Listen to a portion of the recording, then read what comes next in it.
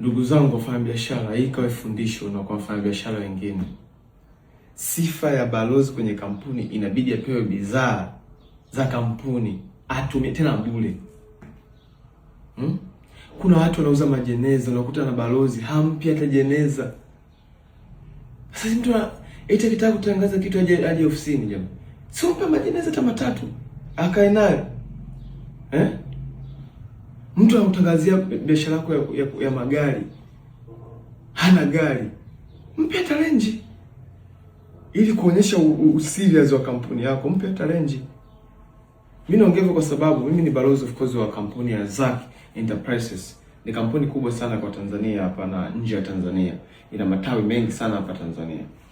Sasa mimi kama balozi wameni surprise, wakaniletea bidhaa, wakaniambia bana, wewe ni balozi wetu, tunataka tukubadilishie vitu vya ndani.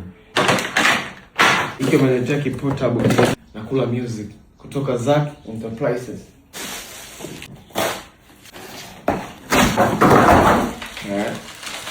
Hii ni sound bar kutoka Zack Enterprises.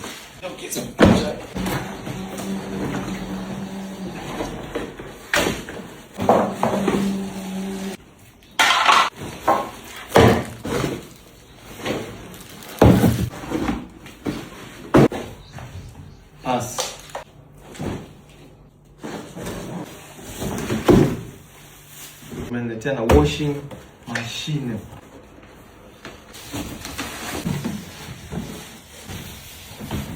Inabeba nguo kuanzia kilo 8.